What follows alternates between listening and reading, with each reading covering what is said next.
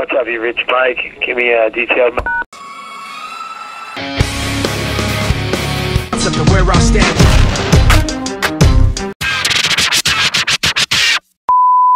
Assalamualaikum, halo teman-teman, selamat datang kembali di channel saya. Oke, buat ngelanjutin video yang kemarin, kayaknya bakal seru juga nih kalau kita bahas sosok penting lainnya yang ada di Linkin Park, Mike Shinoda. Mari kita mulai video ini.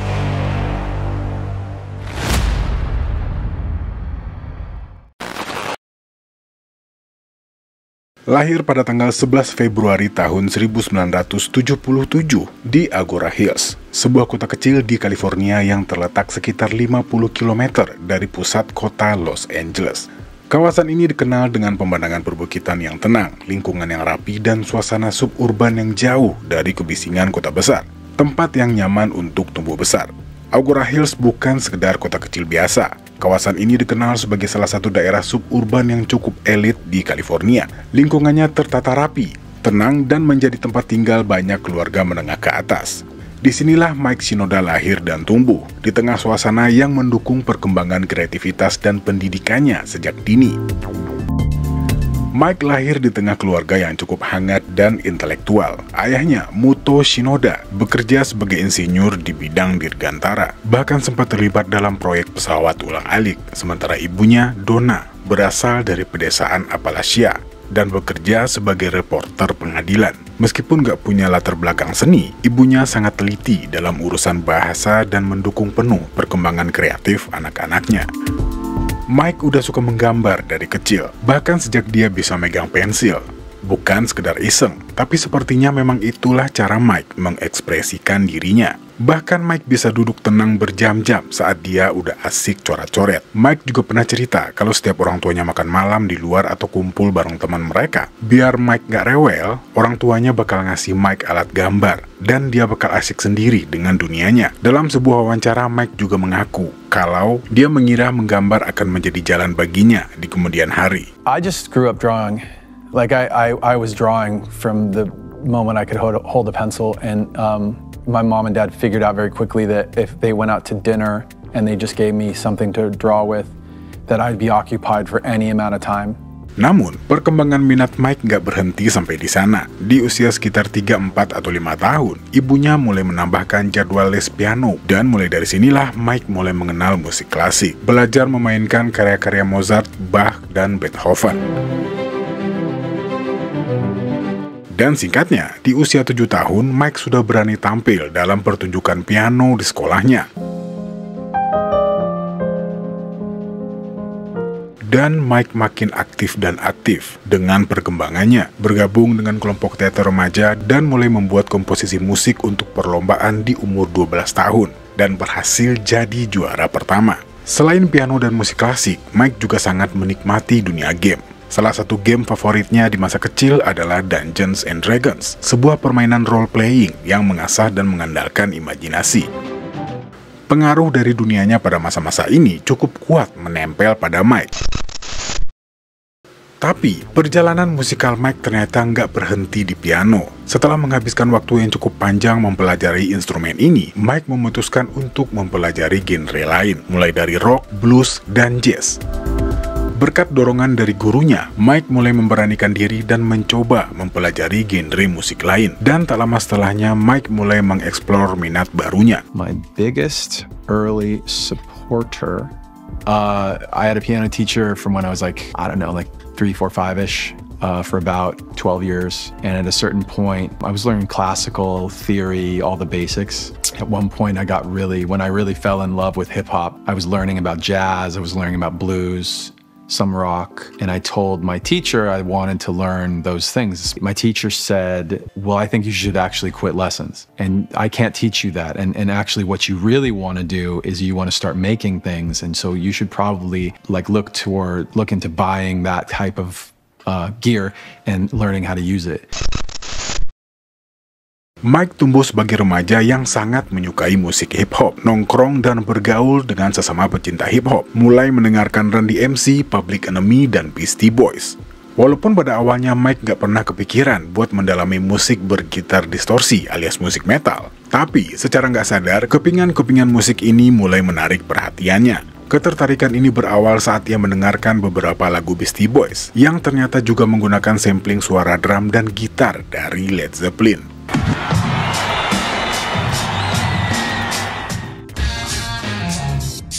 Dan singkat cerita lagi, kecintaan Mike Shinoda terhadap musik metal dimulai saat ia masih berumur 15 tahun. Waktu itu, ayah dari salah satu temannya mengajak mereka untuk menonton konser Anthrax featuring Public Enemy, dua band dengan genre berbeda yang berkolaborasi, dan juga menghasilkan sebuah hits yang berjudul Bring the Noise. Dan juga melakukan kolaborasi tour yang berjudul Attack of the Killer Bee di tahun 91. Buat Mike, pertunjukan itu semakin membuka matanya. Sementara itu, kreativitas Mike tak terbendung. Mungkin karena sejak kecil ia terbiasa menciptakan sesuatu, mulai dari menggambar, menulis lagu, hingga bermain piano. Minatnya terhadap hip-hop pun tumbuh bukan hanya sebagai pendengar, tapi juga sebagai kreator. Mike pun mulai membeli peralatan sederhana untuk menunjang minat ini. Di tahun 1993, saat usianya menginjak 16 tahun, Mike mulai mengumpulkan berbagai macam sampel suara yang disebutnya sebagai sound library, yang berisi kumpulan berbagai sampel dan suara digital yang dia kumpulkan sebagai bahan untuk menciptakan musiknya sendiri. Dia juga mulai merekam demo rap dalam bentuk kaset 4 track dengan bantuan produser dari Styles of Beyond, Vince Scully, dan selanjutnya mulai membeli keyboard dan sampler pertamanya. Dari sini, Mike pun mulai bermain-main dengan MIDI serta produksi berbasis digital. Saya benar-benar belajar cara memproduksi musik dengan membuat mashup, kata Mike. Sejak 96 atau 97, saya sudah menggabungkan akapela hip-hop favorit saya dengan beat buatan sendiri. Kadang saya padukan Depeche Mode dengan Wu-Tang Clan atau Jackson 5 dengan Public Enemy. Itu terdengar gila. Tapi disitulah saya belajar. Saya tidak membuat musik untuk orang lain. Saya membuatnya untuk diri saya sendiri, katanya. Ya, kombinasi unik antara bakat seni, pendidikan musik klasik, pengaruh keluarga, dan ketertarikan pada hip-hop inilah yang menjadi fondasi bagi perjalanan Mike Shinoda. Membawanya dari seorang anak kecil di Agoura Hills menjadi salah satu inovator musik paling dihormati di dunia.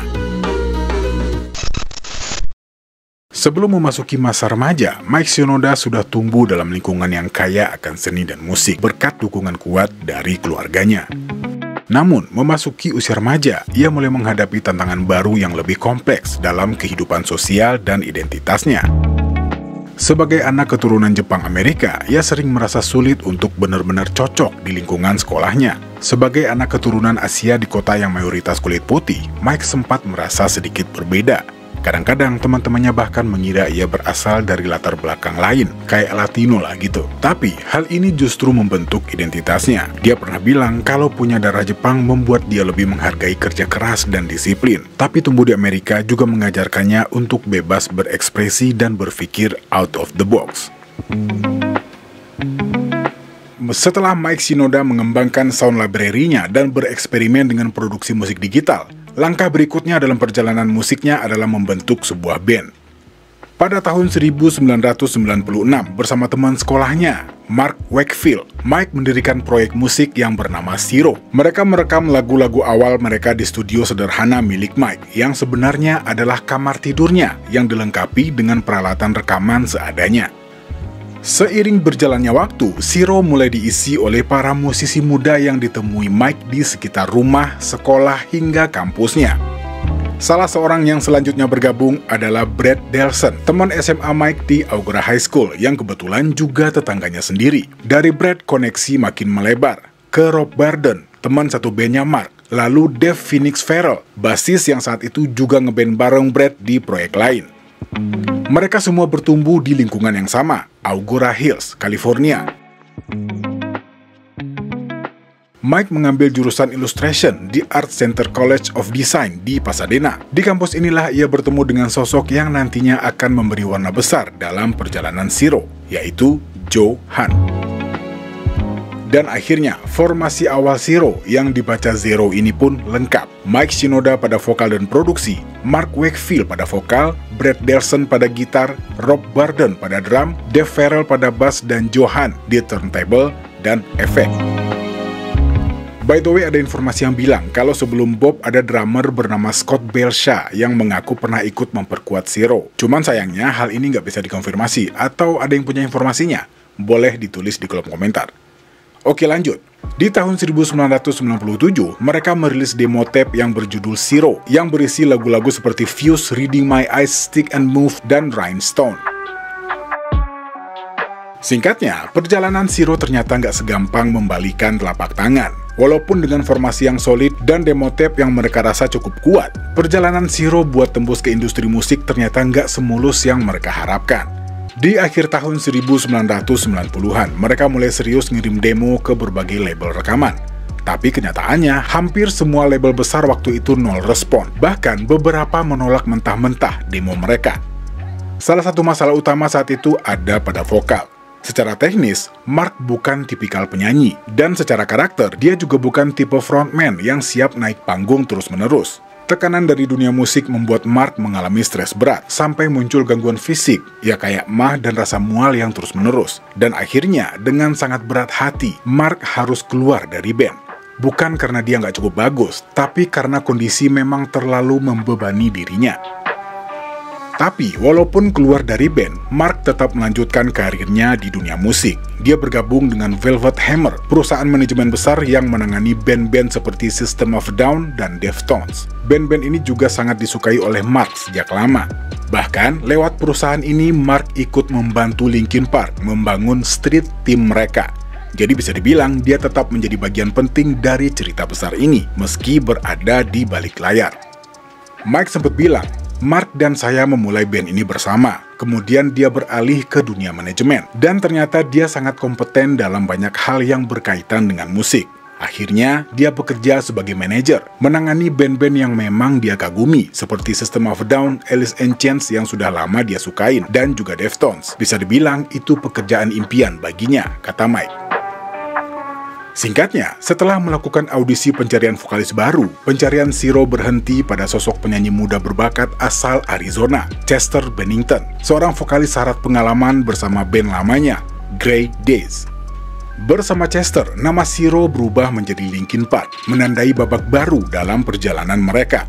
Dengan formasi Mike Shinoda, Chester Bennington, Brett Delson, Rob Burden, Dave Phoenix Farrell, dan Johan, mereka segera masuk studio untuk merekam EP Hybrid Theory yang dirilis pada bulan Mei tahun 99.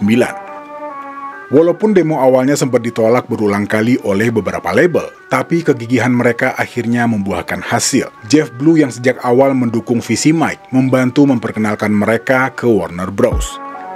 Pada akhirnya, setelah melalui proses seleksi yang ketat, Linkin Park menandatangani kontrak rekaman dan bersiap memproduksi album debut mereka yang legendaris, Hybrid Theory, yang diluncurkan pada bulan Oktober tahun 2000 dan langsung meledak di tangga penjualan global. Mike sendiri terlibat dalam aspek teknis rekaman band, dan selama rilisan berikutnya, peran itu terus berkembang. Sejak awal perjalanan Linkin Park, Mike Shinoda memainkan peran yang jauh lebih besar dari sekedar sebagai rapper atau pemain keyboard. Dia adalah sosok sentral dalam proses kreatif band, terlibat langsung dalam penulisan lirik, pengembangan aransemen musik, hingga ke konsep visual yang menyatu dengan identitas band. Walaupun Chester Bennington dikenal sebagai vokalis utama, banyak lagu Linkin Park yang dibangun dari kombinasi unik antara vokal emosional Chester dan gaya rap bariton Mike yang lebih tenang namun kuat. Dinamika ini menjadi ciri khas mereka. Pada tahun 2002, Mike mengambil alih kendali dalam proyek remix pertama mereka, Re-Animation.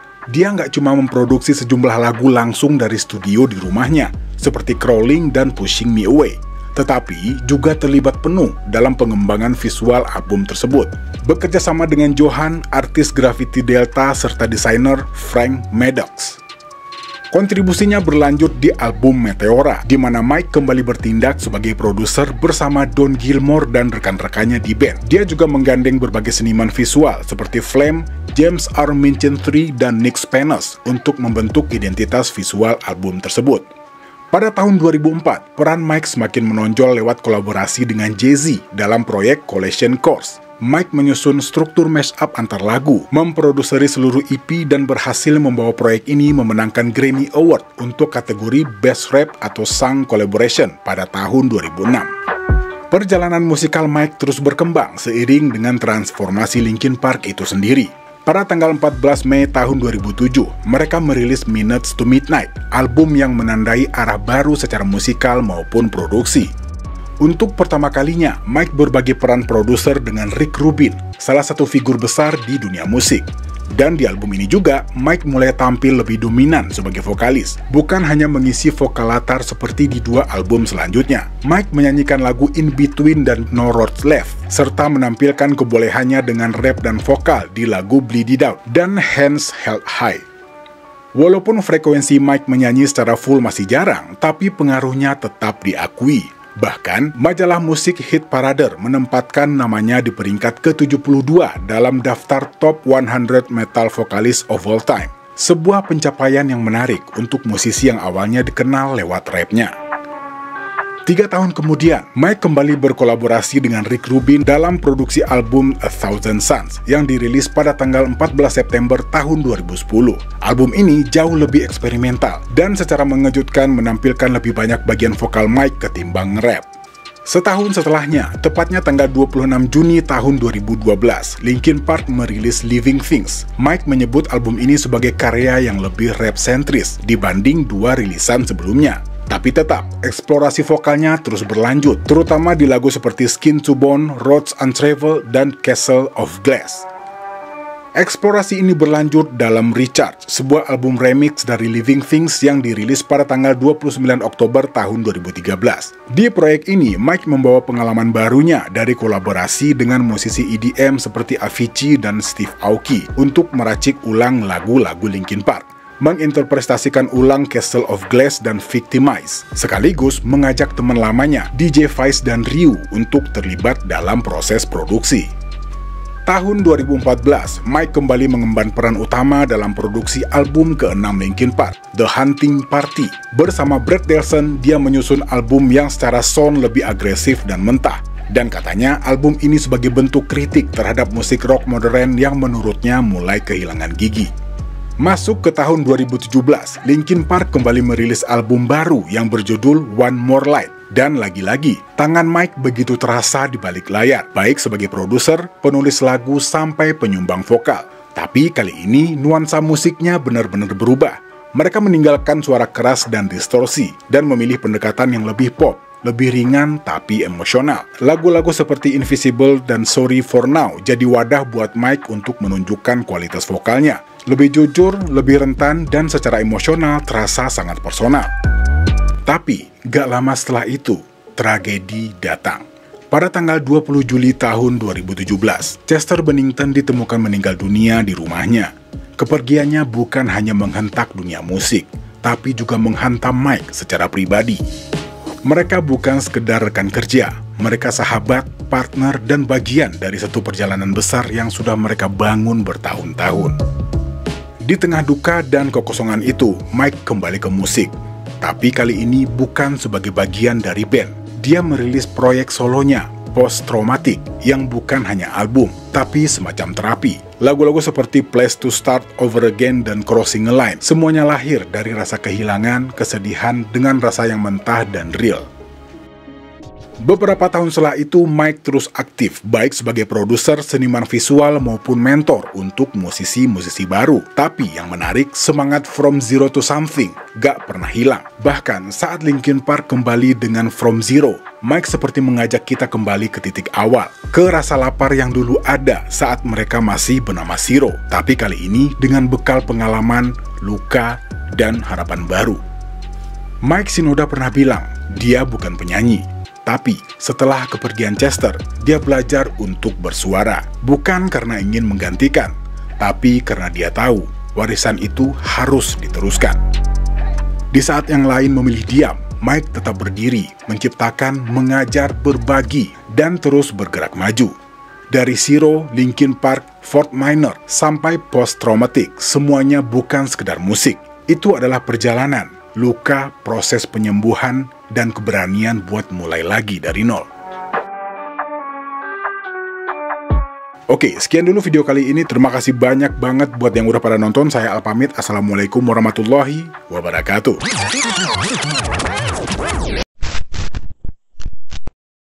Oh ya, satu lagi, saya lupa mention Fort Minor, proyek sampingan Mike di tahun 2005 lewat album The Rising Tide. Dan kenapa saya nambahin video ini di akhir? Pertama karena emang lupa, dan yang kedua saya pikir ini harus di-mention.